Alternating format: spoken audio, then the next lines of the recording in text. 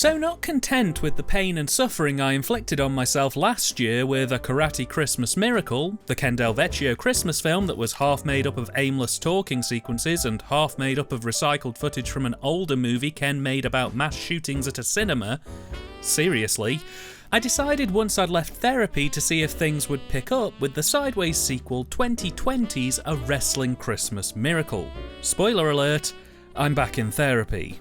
The film's a sideways sequel in the same way that Shock Treatment is to Rocky Horror. We have a lot of actors returning to play very similar roles, but just with different names or slightly different behaviours. And if you think that gives this film a bit of a chance to break free from the format of the previous Duff entry, well, you could not be more wrong. You fool! For starters, I don't really know who the main character in this film is. I mean, I know which character the film wants me to think is the main character, but the fact of the matter is that Mario Del Vecchio, who plays Case Gabriel in this, while given top billing, a centre spot on the poster, and the film's main plot, is unmistakably absent or only really present here in a minimal capacity. Maybe he opted for a reduced role in this, maybe he had school, who knows. The long and short of it is Mario plays Case, quite possibly the world's greatest child wrestler. He's the son of legendary Ajax Gabriel, of course played by Ken Del Vecchio. And literally after about 3 to 5 minutes of heavily censored wrestling footage with Case, that's literally just home movie footage, I'm not kidding, Mario in real life is actually a decent wrestler and the footage was from some of his matches at school shot by Ken, and presumably because he didn't bother to get release forms from the other parents, staff or kids, he's had to block censor most of the footage barring his son. Case goes on the news, bit weird but okay, to announce that he's stepping back from wrestling for 40 days for a very important reason. He says that he's been given a sign that if he can write, direct, shoot and edit the funniest movie in the world in the 40 days leading up to Christmas, then his best friend, Charlie, who's currently in a deep coma, will wake up and thus Christmas will be saved. And, as if to make for even more yuck-yucks, Case is getting his dad in to help him make the movie. For clarification, his dad's played as a bit of a jabroni. Now, you'd think with a setup like that, that would be the movie. Case and his dad making a goofy movie with all the mishaps and fun that can come from the pitfalls of a film production on a deadline. But no! Because not content with wrong-footing us into believing that this was going to be some kind of Christian wrestling movie, only then to reveal itself to be a kid makes a movie, it then wrong-foots us again by then showing us a weird scene in a hospital which is then revealed to be a scene from Case's finished movie, and that most of the 40 days has now passed at this point and that the film's finished and ready to go. The only thing left to do is that the film needs to have some backups made because it only exists on a lone hard drive in a finished form. After a pep talk, Ajax reveals that he's going to be out in the Congo until at least Christmas Day, as he's agreed to head out for a special event on Christmas Eve where he intends to wrestle an elephant. Yeah, I don't know either. So, Ajax puts his brother-in-law Ronald in charge of making backup copies of the movie ready for the big premiere and for safekeeping. It's at this point that we're introduced to Kitty and Chuck, two bad actors who starred in Case's film who are low on funds and likely to lose their house if they don't think of a plan to get some scratch. So, what do they decide to do? Well, they realise that Case's family are probably quite well off and it is Christmas, so they hatch a plan to break into Ronald's car and steal all their presents. Why this involves them dressing up as the Grinch and Cindy Lou Who, I don't have the time to analyse their sexual deviancies. But they pull it off, getting away with the gifts and, unexpectedly, Case's hard drive. And, as soon as they realise what they have, they make the decision to hold it ransom to Case's family in exchange for around $1 million. But that's not all. To hedge their bets, they also get in touch with a local distribution company with the aim to sell the rights for their film to the company and live big off the earnings. And the rest of the movie from this point on could basically be summarised as Kitty and Chuck being beyond irritating as they repeatedly call Case's mum to arrange handover of the ransom money, which, for one reason or another, just keeps being delayed or pushed back. Case gets a little bit concerned about his lost movie but largely spends time with his comatose friend telling him plot lines of the film, and Kitty and Chuck hang around cafes, bars and theatres openly plotting what to do with the footage. All the while we're being treated to largely incoherent and inconsistent clips from Case's movie. And there's an even weirder subplot where it transpires that Ajax is a secret agent and has led a coup against the communist leader of the region of the Congo that he went to and installed a puppet democracy. He also didn't get a chance to wrestle the elephant because, and I quote, he was probably a scared commie. In a film that underran so badly it has 12 minutes of end credits, will Case get his Christmas wish? Will Kitty and Chuck manage to sell the film and move to Mexico? And why is the film so inherently riddled with anti-communist propaganda? Seriously, it's like if you went to a hot dog eating contest and found out it was actually a Christian recruitment drive. Anyway, all this and more will perplex and bamboozle you into tapping out when you watch A Wrestling Christmas Miracle. And I don't really know what I expected with this film. Like, if ever there was a moment where I touched the stove, burnt myself, and then went, but was it really hot? It was this movie. For starters, the script is pretty much just a rerun of the original film, just without the weird dollar store Twin Peaks overtones. Whichever way you cut it, the film at its core is still just a kid has to do a special thing leading up to Christmas in order to ensure a miracle happens. Which is hardly a constructive stretch from the original. What baffles me the most about the script for this film is that they had two completely open goals to work with in terms of what the actual plot for it could have been. Even if you didn't want to make a movie based on the title and marketing of your film, they still could have run with a kid has 40 days to make the funniest movie in the world to wake his friend up from a coma. There would have been some nice scope for character development between Case and his dad. You could have had some great comedy moments of everything that can go wrong on a film set, combined with the idea of a meathead wrestler and his son trying to get to grips with the subtle nuance of shot composition, or blocking, or all the pratfalls that can happen with that disconnect. There's even scope for some emotional developments as the deadline for the film to be completed gets closer. It can't even be argued that they went with the weird, repetitious bollocks we ended up with because of budget, because they actually rented out some kind of hospital set to shoot the movie within the movie, and they hired Gilbert Gottfried. They literally could have just shot more and made Case's movie the movie, and it probably would have been more consistent and interesting than what we ultimately ended up with. The act structure for this thing is almost non-existent. Taking out 12 minutes of credits leaves us with a 65-minute feature where the first act is 10 minutes and the third act is 15, and the second act is a bloated 40-minute mess of whatever the editors could scrape off the floor. I can't find proof that a script for this movie even exists, and I'm more than inclined to believe that large chunks of this film were improvised because the dialogue is fumbly, stiff, and has the vibe of what would people think is funny or interesting about it. There are lines that make almost no sense. In the opening of the film, for example, Ajax is watching Case's movie and comments that there are a lot of bleeps in the film, which Case puts down to there being bad language in the script that he didn't know he wasn't allowed to include. Now, there are multiple problems with that opening sequence, chief amongst them being there aren't that many bleeps in the scene that gets raised. We're talking one, maybe two tops. But more crucially, while they censor words like castration and prostitute that really don't need bleeping, they don't censor words like, and apologies in advance, and Ken, for a more than decent chunk of the film's runtime, plays a comedy wheelchair-bound deaf guy who just sort of flails about and makes vaguely sign language-based symbols. You know, for a laugh. Jesus Christ. They spend a frankly obscene amount of the movie trying to make the what's with all the bleeping gag a thing, despite the fact that there just isn't that much bleeping going on. And anyone who's seen a television in the last 50 years will surely know what a censor bleep is without having to be overtly informed of what they are. Though that may be giving the characters way too much credit here, as the script writes them as border idiots. Kitty and Chuck are basically playing children. They lack a grasp of basic adult understandings and largely just screech, squawk and idiot their way through their scenes in a beyond annoying way.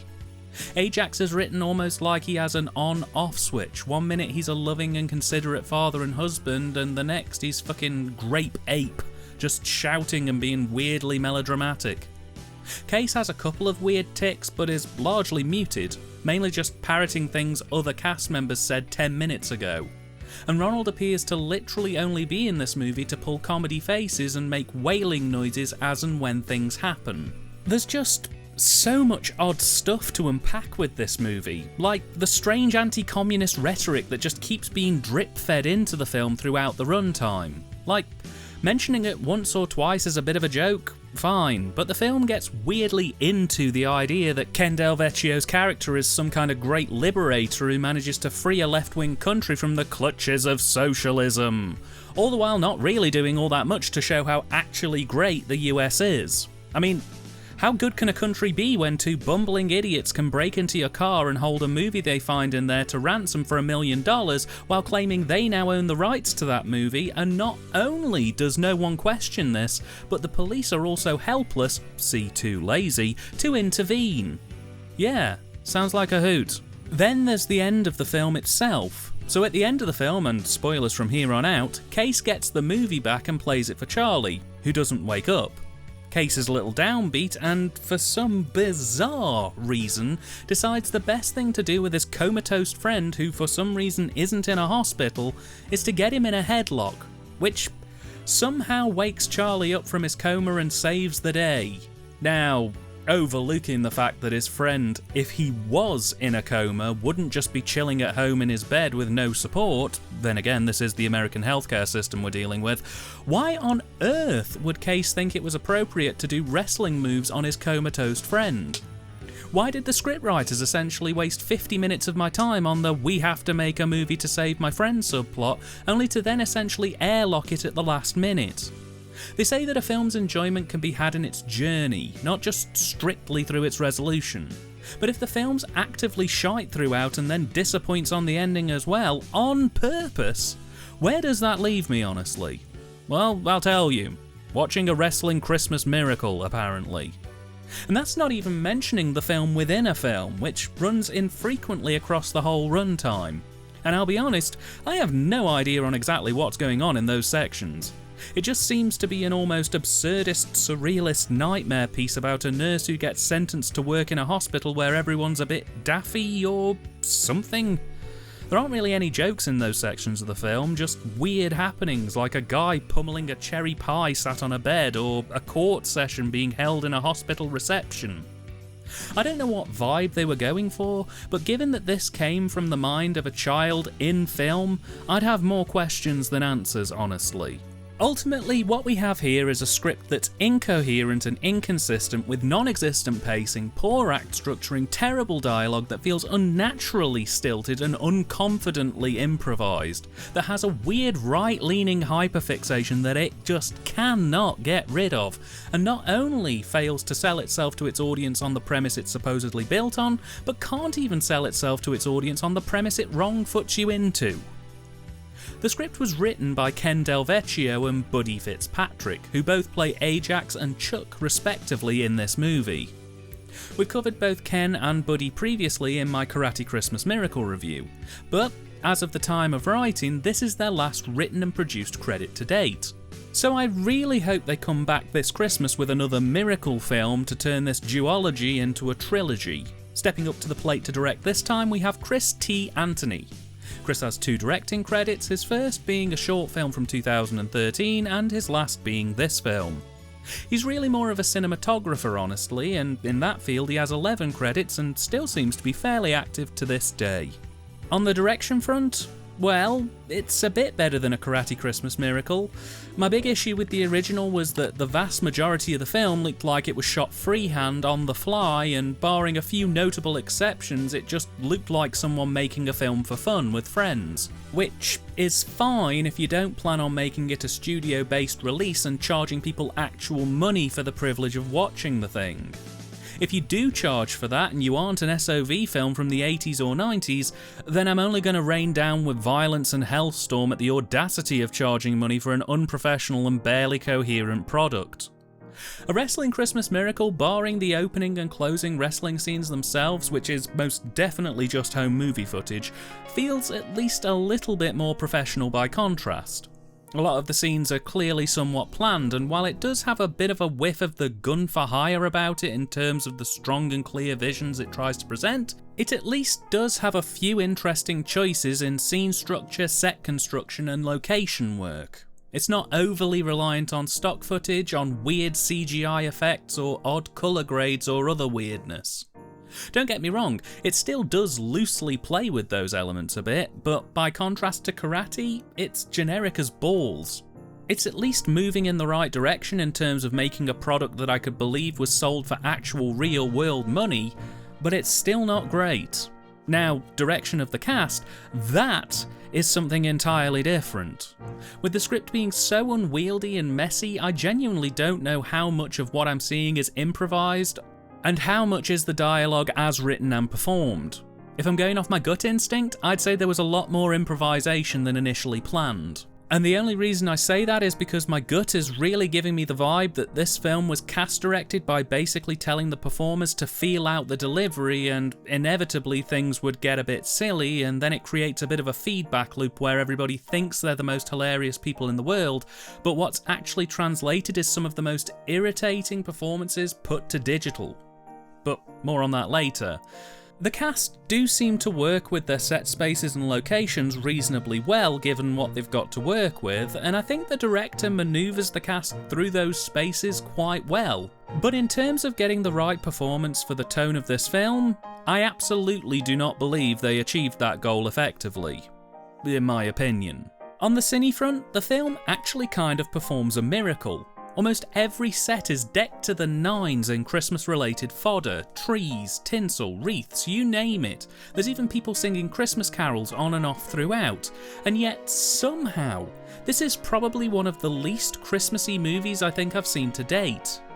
There are a few reasons for this. The total lack of snow is probably the biggest issue. It's hard to make your film look Christmassy when there's intermittent shots of vibrant green front yards and largely blue skies on display.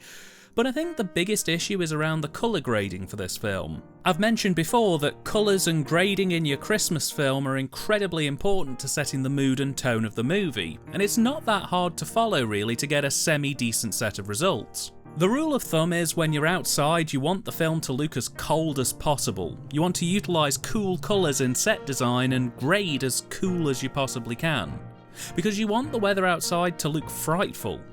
Conversely, when you're shooting indoors, you want to give the grade a warmth, something more towards the orange, yellow and red side of the spectrum that plays against the more festive reds and greens of Christmas decorations. Something that makes the fire look so delightful.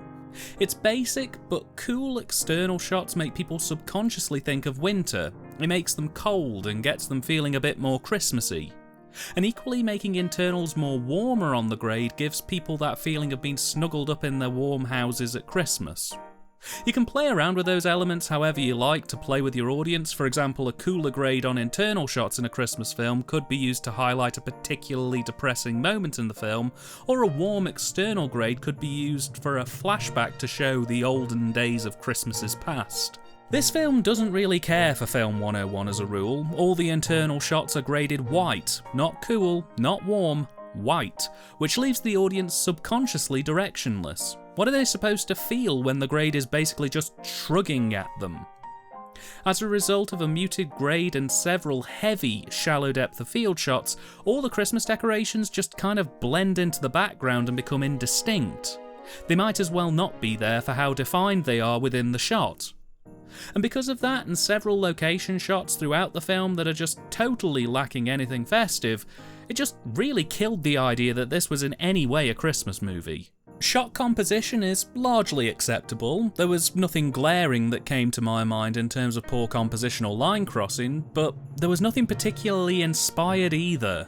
Framing at times could maybe be a little off, with head and shoulder shots sometimes being just a smidge too low or too high for the frame, but to be honest, it's all kind of unremarkable. I've seen worse, but I've definitely seen better. It's an improvement on the original by a tiny margin, but it still has a long way to go to be good. Performance-wise, well, we have most of the cast from A Karate Christmas Miracle back here for this one, and my opinions on them from that review haven't really changed. The only thing I need to say is that Buddy Fitzpatrick and Julie McCulloch as Kitty and Chuck respectively are exquisite agony to me. I think had they played their characters with just a hint more nuance and self-awareness, they probably could have stuck the landing as the right kind of stupid. Unfortunately, their performances really feel like they were just egged on to go as over the top as they could in playing just how much of an idiot they could be, and it's just insufferable. It really takes the movie down a peg for me, and it wasn't exactly high-flying to begin with.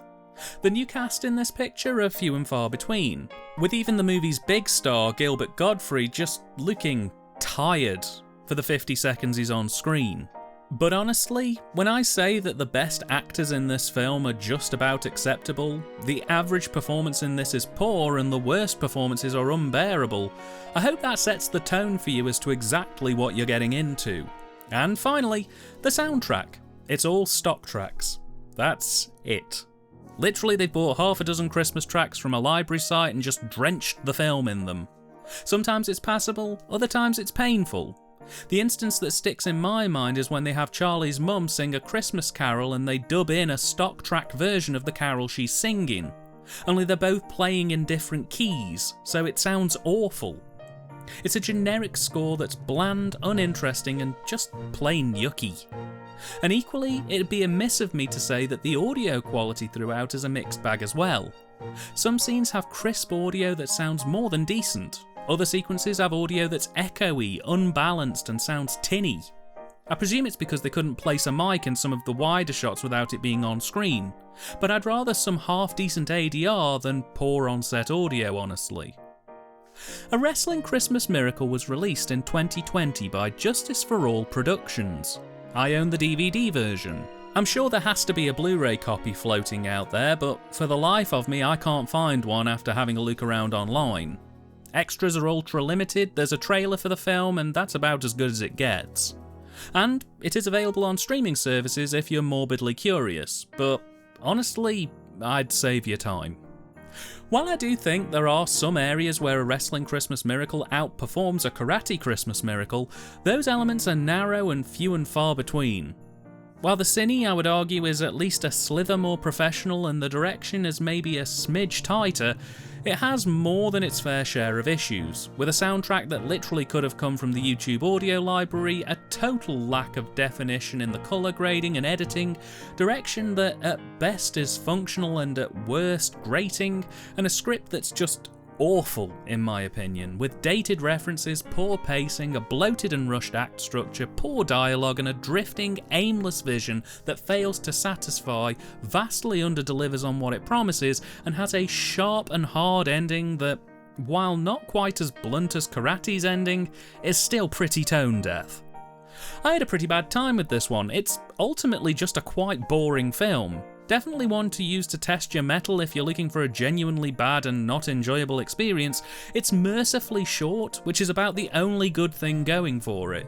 But yeah, you guys can do so much better this Christmas season. Definitely one to avoid.